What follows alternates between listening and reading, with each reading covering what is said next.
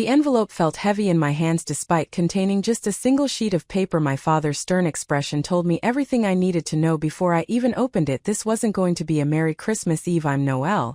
And this was the moment my family decided I wasn't worth keeping around. Well, aren't you going to open it? My sister Camilla's sugary sweet voice cut through the tension in our family's living room. She sat perched on the arm of Mom's favorite leather chair, already wearing the diamond bracelet they'd given her moments earlier. The crackling fireplace and twinkling Christmas tree felt like a mockery now. I carefully broke the seal, aware of 4 pairs of eyes boring into me. The lawyer Arthur shifted uncomfortably in his seat. Not exactly your typical holiday guest. I don't understand, I said, my voice surprisingly steady as I read the document. You're cutting me out of the will completely. Mom Helena to her sister society friends didn't even look up from her wine glass. It's for the best, dear. You've made your choices and we've made ours. My choices, I laughed, but it came out hollow. You mean starting my own business instead of joining the family company, a bakery? Dad's voice dripped with disdain. We spent a fortune on your education. And you want to spend your life making cupcakes? They're not just cupcakes, Dad. It's my dream. Dreams don't pay bills.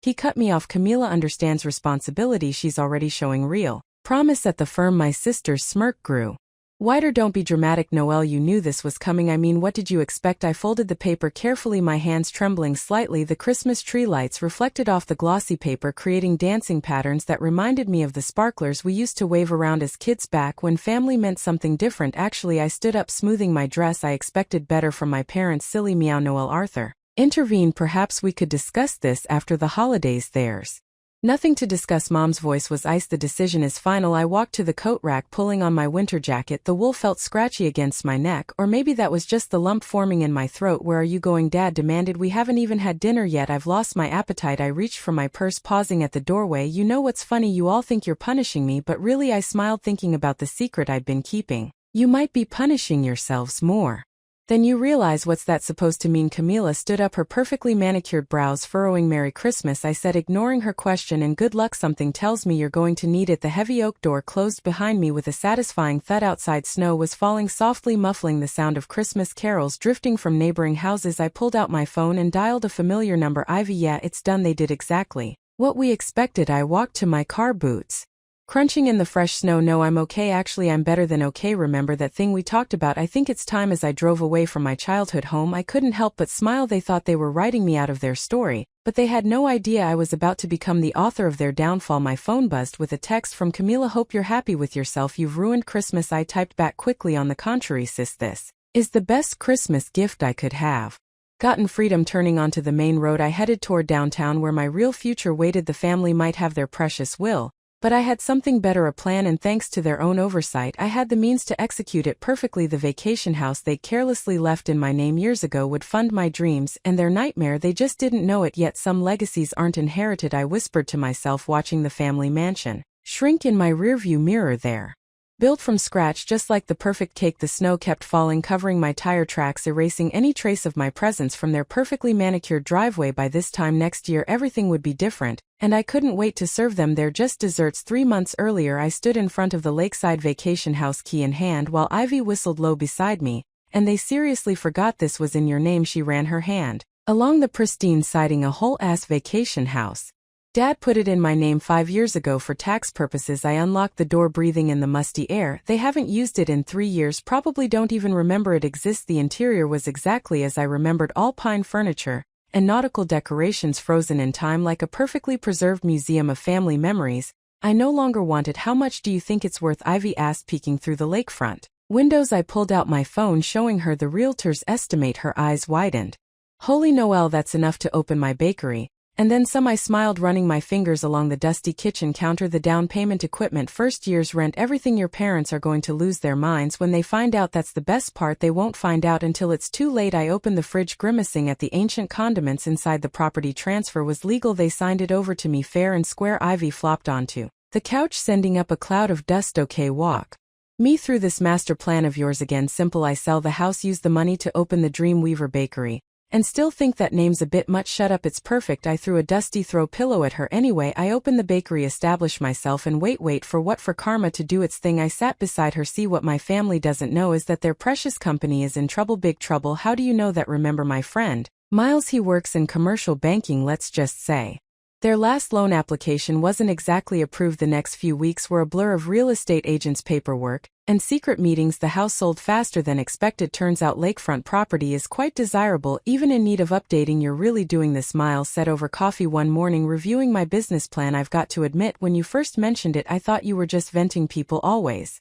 underestimate me, I replied, sliding him a sample of my latest recipe. Try this. He took a bite of the lavender honey cake and closed his eyes. Okay, scratch that. You're definitely doing this. This is incredible. That's not even my best recipe. I pulled out my laptop, showing him the location I'd found. What do you think? Downtown, high foot traffic, reasonable rent.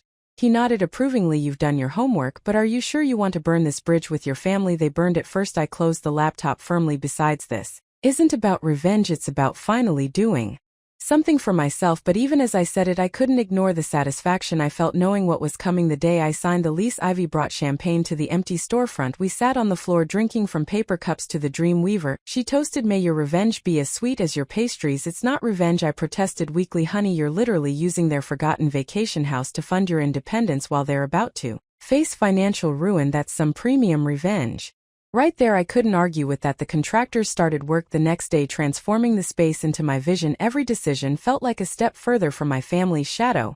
The warm copper light fixtures, the exposed brick walls, the custom display cases. The morning we installed the sign, I stood across the street, watching the gold letters catch the sunlight. The Dream Weaver Bakery and Cafe, my dream, my name, my rules. My phone buzzed. A text from Camila. Mom and Dad are worried about you. They say you're not returning their calls. I typed back, been busy, big things happening, whatever, just don't come crying to us when your little hobby fails. I smiled, pocketing my phone as the first delivery of professional equipment arrived. Let them think I was playing at business. Let them dismiss me one last time. Where do you want the ovens? The delivery man called out. Against that wall. I pointed, where everyone walking by can see them through the windows. Because that was part of the plan too. Letting success speak for itself. In 3 months, this place would be impossible to ignore, especially from the windows of my family's law firm just 2 blocks away. The sweet smell of karma was already in the air. And soon it would be baking. We've got another line out the door, Sarah, my newest hire, called from the front, and 3 more wedding cake consultations just booked online. I wiped the flour from my hands and peeked through the kitchen door. The morning sun streamed through our front windows, illuminating a queue of eager customers that stretched head past the neighboring shops. 3 months in, and the Dream Weaver had become the talk of downtown. Your red velvet cake just got featured ed on Food and Wine's Instagram, Miles announced, walking in through the back door.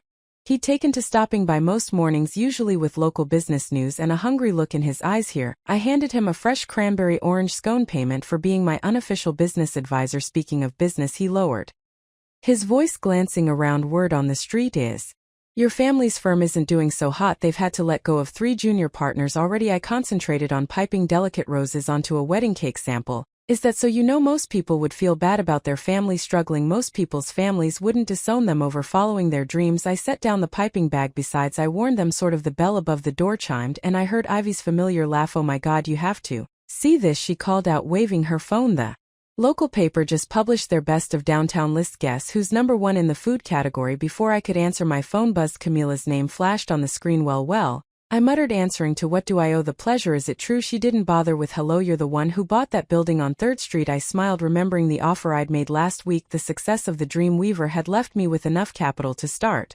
investing in real estate. Actually, I'm in the process of buying 3 buildings on 3rd Street. Why that? She paused. That's where Dad was planning to expand the firm. Oh really? I sprinkled edible gold dust on a batch of macarons. Guess he'll have to find somewhere else. Property values are crazy downtown these days. You're doing this on purpose, aren't you? Doing what? Running a successful business, making smart investments. Isn't that what you all wanted me to do? The line went quiet for a moment. Mom wants to know if you'll come to dinner next week. Sorry, Kay, I'm catering the mayor's daughter's wedding, but hey, feel free to stop by the bakery sometime. We make an amazing humble pie. After hanging up, I turned to find Miles and Ivy staring at me. That was cold, Miles said, but he was grinning. That was perfect, Ivy corrected. But you never told me about the buildings on 3rd Street. Because I just finalized the paperwork this morning. I pulled out a folder from under the counter. 3 historic buildings, prime location, and guess who's going to be my first tenant? Who? That artisanal coffee rooster you love. They're opening their flagship store. I showed them the lease agreement between their rent and the Dream Weaver's profits. I'll be able to buy 2 more properties by year's end while your family firm downsizes. Miles mused. That's some masterful chess you're playing. A commotion from the front interrupted us. Through the kitchen window, I spotted my mother's perfectly coiffed hair in the crowd. Speaking of chess, I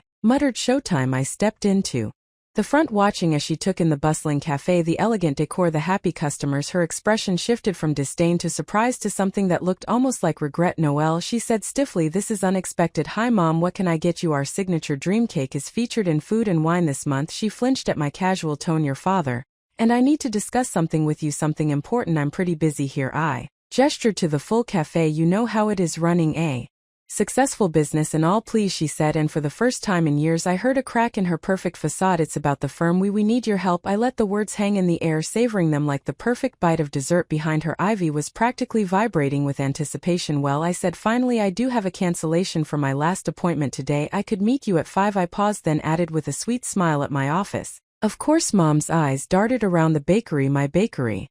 And she nodded stiffly as she left. Ivy sidled up to me. You're going to make them gravel, right? I watched my mother's retreating form through the window, remembering Christmas Eve, remembering years of dismissal and disappointment. No, I said, turning back to my customers, I'm going to make them eat cake at exactly 5 o'clock. My parents walked into the Dream Weaver. The evening sun cast long shadows through the windows and I'd closed early, sending my staff home. Only Ivy remained, pretending to clean tables.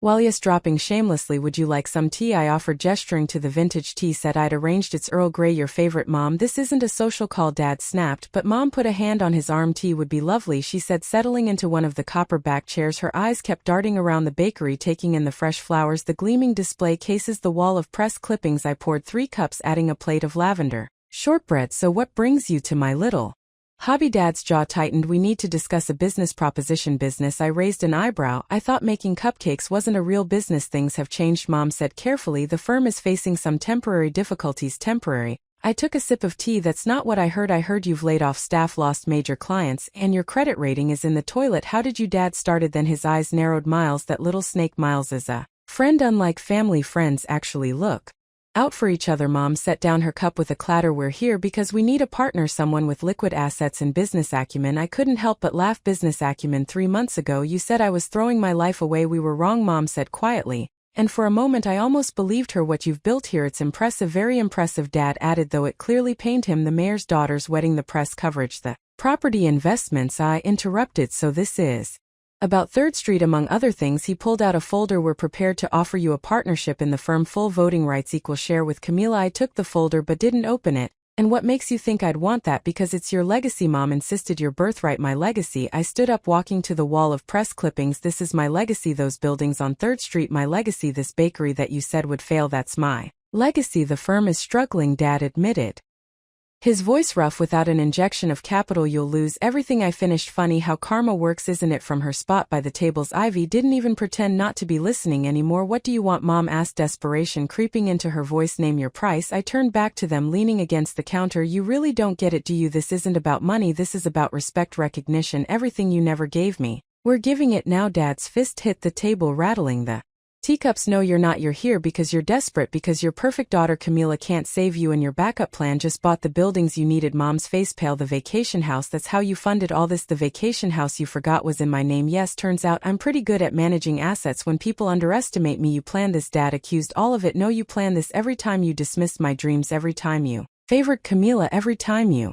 tried to force me into your mold. I opened the folder, scanned the partnership offer, then slowly tore it in half. I just adapted. You're enjoying this? Mom whispered, watching us suffer. Actually, I'm not. I gathered the torn papers. I'm just finally standing up for myself now. If you'll excuse me, I have a wedding cake to finish. They stood, Dad's face red with anger, Mom's with shame, at the door. She turned back. What about family? She asked. Doesn't that mean anything to you? It meant everything to me until Christmas Eve, when you showed me exactly how little it meant to you. After they left, Ivy let out a long whistle that was intense. It's not over, I said, starting to clear the tea service. They'll be back.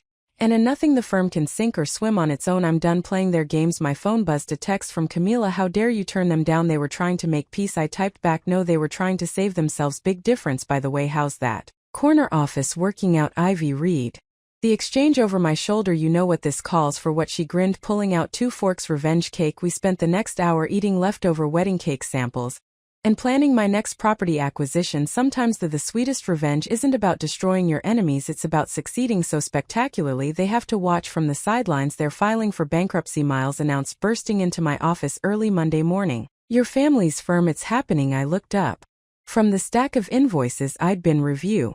And already I thought they'd last at least another month. 3 major clients pulled out last week. Word got around about their financial troubles, And he made a diving motion with his hand. It's like watching dominoes fall. My phone lit up with a call from Camila. I put it on speaker. This is your fault, she shrieked before I could say hello. You did this to us. Actually, see, you did this to yourselves. I just refused to save you. Mom's a mess. Dad hasn't left his study in 2 days. Is this what you wanted? I signed the last invoice, pushing it aside. What I wanted was a family that supported me. What I got was disowned on Christmas Eve. Funny how life works out. We're having a family dinner tonight, she said, her voice suddenly controlled. You need to come. Need to? I don't need to do anything, please, she whispered. And for the first time since we were kids, I heard genuine emotion in her voice. Everything's falling apart. I glanced at Miles, who shrugged. Fine, what time? 7. And Noelle, leave your attitude at that bakery of yours. I hung up, turning to Miles. Wanna be my backup? He shook his head. This is family business, but text me if you need an escape plan at 7 sharp. I pulled up to my childhood home. The mansion looked different, somehow smaller, less intimidating, like seeing a childhood monster in daylight. And realizing it's just a shadow, Camila opened the door before I could knock. There in the dining room. Try not to make things worse. Lovely to see you too, sis. The dining room was a museum of uncomfortable memories, formal dinners, lectures about responsibility, countless disappointments. Mom and Dad sat at opposite ends of the massive table, a feast laid out between them. You came, Mom said softly. I'm curious by nature. I took my old seat. So what's this about? Dad cleared his throat. We've made mistakes, serious mistakes. The firm, Mom started. I know about the bankruptcy, I interrupted. Miles told me this morning. Of course he did, Camila muttered. We've lost everything, Dad continued. The house will have to be sold. The cars, the vacation homes. Home, I corrected, singular. I already sold the lake house, remember? Mom flinched. We deserve that. But no, we're still family, are we? Because the last time we had dinner together you handed me disinheritance papers as a Christmas gift. We were wrong, Dad said. And the admission hung heavy in the air. About everything. The firm, your bakery, you, the dream weaver, is worth more than the firm now, Camila added, bitterly happy. I pushed my untouched plate away. What do you want from me? A chance, Mom said, to make things right, to be a family again. And the fact that I'm successful now has nothing to do with it. We're not asking for money, Dad insisted. No, I raised an eyebrow. Then what are you asking for? Forgiveness, Mom whispered. A fresh start. I stood up, walking to the window outside. The garden where I'd once dreamed of having my wedding was overgrown, another casualty of their financial collapse. You know what's ironic? I turned back to them. If you'd supported my dream from the beginning, I probably would have helped you now, but you made me prove myself by fighting you every step of the way. We know, Dad said, and we're sorry. Sorry doesn't fix years of dismissal. Sorry doesn't erase Christmas Eve. Sorry doesn't then tell us what will. Camila burst out. Tell us how to fix this. I looked at each of them, Mom's perfectly maintained facade cracking, Dad's proud shoulders slumped, Camila's mascara-stained cheeks. Time, I said finally. Time and proof that you've actually changed. Not because you need something from me, but because you actually understand what you did wrong. And until then, Mom asked. I reached into my bag, pulling out a small box. Until then, you can have this. It's a new recipe I've been working on. I call it Humble Beginnings, dark chocolate with a hint of bitterness covered in gold leaf. Is this a joke? Camila asked. No, I replied, heading for the door. It's a reminder. Sometimes you have to lose everything to appreciate what you had. Noelle, Dad called after me. Will we see you again? I paused in the doorway. The bakery's open Tuesday through Sunday 9 to 6. You know where to find me. Walking out, I felt lighter somehow, not because I'd forgiven them, that would take time, but because finally, after all these years, they were the ones watching me walk away. The morning after the family dinner, I arrived at the Dream Weaver to find Camila waiting outside, still wearing yesterday's clothes. Have you been here all night? I asked, unlocking the door. No, just since 5. She followed me in dark circles under her eyes. I've been thinking about what you said about proof. I started my morning routine, firing up the ovens and checking the prep list, and I want a job. The measuring cup I was holding clattered to the counter. Excuse me, I want to work here for you. She straightened her shoulders. I need to understand what everything, how you did this, how you knew it would work, how you're so confident now. I studied her face for any sign of manipulation. You've never worked a service job in your life. I know. She swallowed hard. I'll start at the bottom, washing dishes, sweeping floors, whatever you need. Why should I trust you? Because I have nothing left to lose. Her voice cracked. The firm's gone, my savings are gone, my apartment. She trailed off. Let me guess, Dad was paying for it. She nodded miserably. Fine. I tossed her an apron. Start by wiping down all the tables, then we'll talk. For the next few hours I watched my perfectly manicured sister scrub tables, mop floors, and learn to operate the industrial dishwasher. She didn't complain. Once your hands are bleeding, I noticed during the lunch rush. She looked down at her cracked red knuckles. It's fine, I deserve worse here. I handed her some hand cream. First lesson of service work, take care of yourself, or you can't take care of business. The bell above the door chimed and Mom walked in. She froze at the sight of Camila in an apron serving coffee to customers. What are you doing? She asked, horrified. Working, Camila replied. Table 6 needs more napkins. No on it, I called back, watching Mom's reaction. But you're a lawyer. Was a lawyer, Camila corrected. Now I'm learning how to make an honest living. Mom turned to me. Is this some kind of punishment? No, I said, arranging pastries in the display case. This is her choice, first real one she's ever made. Probably. I came to tell you. Mom hesitated. We sold the house. We're moving into a small apartment next week. Good eye. Replied, maybe you'll learn something too. Your father's looking for work. Really, what kind? Anything, she admitted, but no one's hiring. A reputation is exactly what you earned. I finished. Karma's funny that way. The lunch rush picked up and Mom watched as Camila and I worked in sync, serving customers, making change, keeping the line moving. You're good at this, she said finally. I know. Would you consider hiring Dad? I laughed. Not a chance, but there's a new cafe opening in one of my buildings next month. I'll put in a word with the owner. As what? Dishwasher? Probably same place Camila started. Mom's perfectly maintained facade crumbled completely. How did we get here? By believing your own hype, Camila answered before I could. By thinking we were better than everyone else. By treating Noelle like she was nothing. Table 8 needs their check, I reminded her. On it, boss. She hurried off, leaving Mom and me alone. She's different, Mom observed. 3 days of honest work will do that to you. I started restocking sugar packets. Are you? Am I? What different? Really? Different, not just desperate for help. Different. She looked around the bustling cafe at her youngest daughter serving tables at the empire I'd built from scratch. I'm trying to be, then try harder. I handed her a business card. That's the cafe owner's number. Tell him I sent you. Dad starts as a dishwasher or not at all? And as she asked quietly, will we ever be okay? That depends on you, all of you. I'm done proving myself. It's your turn. After she left, Ivy came in for her usual afternoon coffee. Was that your mom? I just passed. Yep, and that's my sister refilling salt shakers. Ivy's jaw dropped. Okay, what alternate universe did I just walk into? The one where Karma finally showed up to work. I handed her a fresh cinnamon roll. Want to help me interview potential tenants for the 3rd Street properties tomorrow? Wouldn't miss it. She glanced at Camila. Think they'll actually change? Maybe, but that's not my problem anymore. I watched my sister carefully wipe down a table, paying attention to the corners like I'd shown her. My problem is teaching her how to make a proper latte by tomorrow's morning rush. 6 months after my sister started washing dishes at the Dream Weaver, I stood in front of my newest acquisition, a 3-story Victorian building on Main Street. The morning sun glinted off the fresh paint and restored windows, highlighting the gold lettering Dream Weaver Enterprises. Not bad for a girl who just makes cupcakes, Miles said, standing beside me. Speaking of which, Camila emerged from my car, carrying a box of pastries. She traded her designer suits for jeans and practical shoes, and her hands were permanently stained with coffee and flour. The contractors want their usual breakfast order. How's Dad doing at that cafe job? Miles asked her. Still washing dishes, still complaining, but he shows up every day. She shrugged. Mom's actually doing better. She got promoted to shift supervisor at the department store. And you? I turned to her. Ready for your own promotion? She nearly dropped the pastry box. What I need? Someone to manage the new location we're opening across town, someone who understands both the business and service sides. But I've only been here 6 months. 6 months of showing up early, staying late, learning every aspect of the business, and never once complaining about the work. I pulled out a contract. What do you say? Tears welled in her eyes. Why? After everything? Because you earned it the hard way, the right way. The contractor called out from the building entrance, interrupting our moment. Ms. Noelle, we need you to approve the final layout for the executive office is coming. I called back. Think about it. See, let me know by the end of the week. Inside the building was a maze of activity workers installing fixtures, designers arranging furniture, people running cables. My empire was growing. Your father's here, my assistant announced, appearing at my elbow.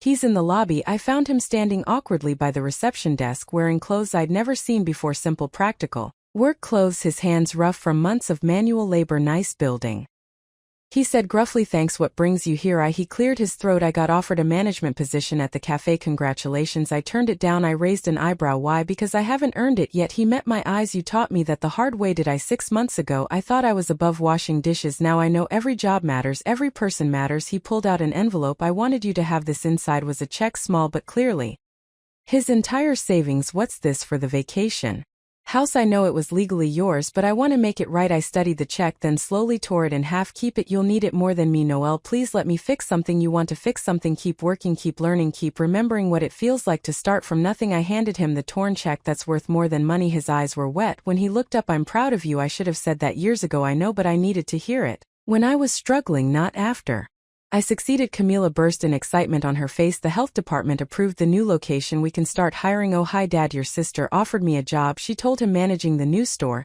He smiled, genuinely smiled. Take it, learn from her. She's better at business than I ever was. Speaking of business, Miles appeared with a stack of papers. The mayor wants to meet about that downtown revitalization project, and the Small Business Association wants you to give a keynote speech. Tell them yes to both. I turned back to my father. I have to go, actual business meetings to attend. Of course. He headed for the door, then paused. Your mother, she'd love to see this place. Tell her to come by sometime during business hours like any other customer. After he left, Camila handed me a coffee made perfectly just the way I liked it. You're really not going to make this easy for them, are you? They didn't make it easy for me. I took a sip, but at least now they understand why. Miles checked his watch. Ready for that Meeting time to show the mayor what a real business empire looks like. I looked around at my growing kingdom, the busy contractors, the gleaming fixtures, the proud logo on the wall, everything I'd built from scratch despite every obstacle they'd thrown in my way. You know what? I smiled. I've been ready for this my whole life. They just didn't know it until now. Sometimes the best revenge isn't just success, it's success so complete that your doubters have to acknowledge it every single day. One dish, one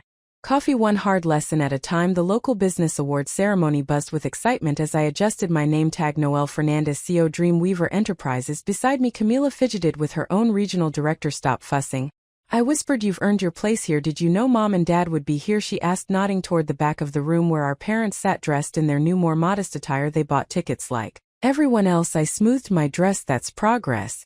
Miles appeared, grinning. They're about to announce Business of the Year. Ready for your speech? Camila looked confused. You think it's a coincidence we're sitting at the front table? I winked. The mayor stepped up to the podium, tapping the microphone. Ladies and gentlemen, this year's recipient has transformed our downtown, created hundreds of jobs, and shown us that success comes in many flavors, sometimes literally. Scattered laughter rippled through the crowd. Dreamweaver Enterprises started as a single bakery, defying expectations and conventional wisdom. Today, it encompasses 12 locations, multiple real estate holdings, and a commitment to community development that has revitalized our city center. I stood as my name was called, the applause washing over me. From the corner of my eye, I saw Mom dabbing at tears, Dad sitting straight-backed and proud. Thank you. I began reaching into my pocket for my notes. Instead, my fingers found the torn Christmas Eve envelope from that fateful night. I'd carried it with me every day since, a reminder of where I'd started. I said it on the podium. Success isn't inherited, I said, looking directly at my family. It's baked from scratch with equal parts determination and defiance. Sometimes the people who should believe in you don't,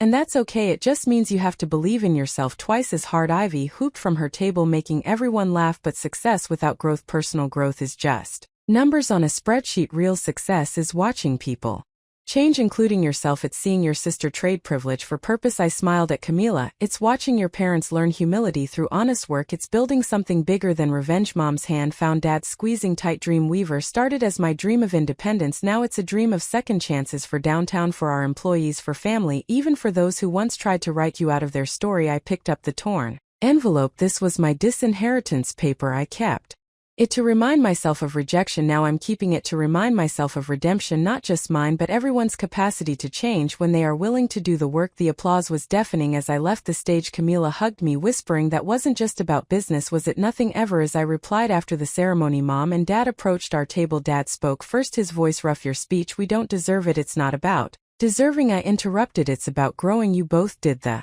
work. You're still doing it. We're so proud, Mom said. Not of what you built, though that's incredible, but of who you've become. Even without the family legacy, I couldn't resist asking. You built your own legacy, Dad replied. A better one. Speaking of building, Camila chimed in. Should we tell them about the community center project? I nodded. We're converting one of the downtown buildings into a small business incubator and training center, teaching people how to build their dreams from scratch, like washing dishes, Dad asked, a small smile playing at his lips. Exactly like that. I turned to Mom. We need experienced retail managers to teach some of the classes. Interested, her eyes widened. You want me to teach others what you've learned about humility, hard work, starting over? I'd be honored, she whispered. Miles appeared with champagne, passing glasses around. To Dreamweaver's next chapter. No, I said, raising my glass to new beginnings, earned not inherited. As we clinked glasses, I caught Ivy's knowing smile from across the room. She'd been there from the start, watching my revenge plot transform into something more meaningful than mere success. You know, Camila said softly, that Christmas Eve was the best thing that ever happened to this family. How so? It broke us down to nothing, made us rebuild, made us real. I looked around at my empire, not just the buildings and businesses, but the people. My sister finding purpose in honest work, my parents learning humility and pride in equal measure, my friends who believed in me when no one else did. Real is good, I agreed, pulling out my phone to show them the designs for the community center. Now who's ready to help others get real too? Sometimes the sweetest victory isn't in proving others wrong, it's in helping them become right.